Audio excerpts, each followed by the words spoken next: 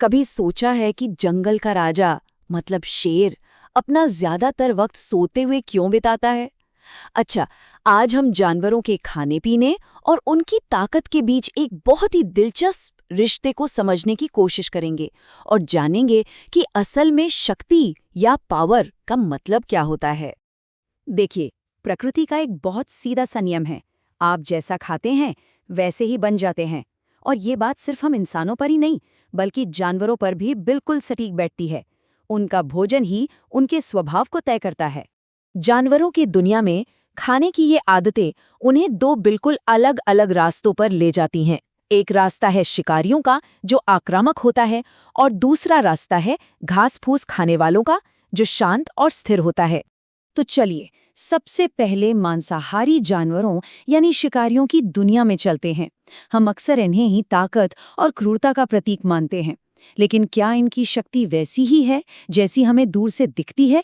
बाघ और शेर जैसे ताकतवर जानवर हाँ क्रूर तो होते हैं, लेकिन साथ ही साथ काफी आलसी भी होते हैं। सच तो ये है कि वो अपनी जबरदस्त एनर्जी को बचाने के लिए दिन का एक बहुत बड़ा हिस्सा सिर्फ सोते हुए गुजार देते हैं। और यहीं पर एक बहुत ही दिलचस्प बात सामने आती है।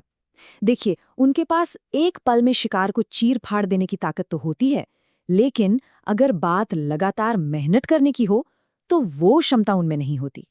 अच्छा, अब जरा सिक्के का दूसरा पहलू देखते हैं। चलिए, अब शाकाहारी जानवरों की दुनिया में चलते हैं, जहां ताकत की परिभाषा ही बिल्कुल अलग है। यहाँ सहन शक्ति की एक पूरी तरह से नई कहानी देखने को मिलती है। दोनों में जमीन आसमान का फर्क है ना? जहां एक तरफ मांसाहारी क्रूर और आलसी हैं, वहीं दूसरी तरफ गाय, घोड़े और हाथी जैसे शाकाहारी जीव संवेदनशील, बहुत मेहनती और हमेशा चौकन्ने रहते हैं। तो फिर शाकाहारियों की असली ताकत क्या है? वो है उनकी जीवन शक्ति, उनका जबरदस्त उत्साह और सबसे बढ़कर उनकी सहनशीलता। यही वो गुण हैं जो उन्हें लगातार कड़ी मेहनत करने की काबिलियत देते हैं। घोड़े का ही उदाहरण ले लीजिए। क्या आपको पता है कि वो खड़े खड़े भी सो सकता है? ये उसकी हर पल सतर्क रहने की आदत और कमाल की सहनशक्ति का सबसे बड़ा सबूत है। मतलब वो हमेशा किसी भी चुनौती के लिए तैयार रहता है। तो अब हम इस पूरी चर्चा के सबसे रोमांचक हिस्से पर पहुंच गए हैं। ये है ताकत की दो अलग अलग परिभाषाओं के बीच एक सीधी टक्कर। एक तरफ है पल भर की तेज रफ्तार और दूसरी तरफ है लंबे समय तक टिकने वाली सहनशीलता। इससे पहले कि हम किसी नतीजे पर पहुंचें, जरा ये सोचिए कि सच्ची ताकत आखिर है क्या?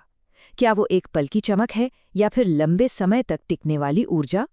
मांसाहारियों की तरफ से मैदान में है रफ्तार का चैंपियन चीता, जो अपनी अविश्वसनीय स्पीड के लिए जाना जाता है।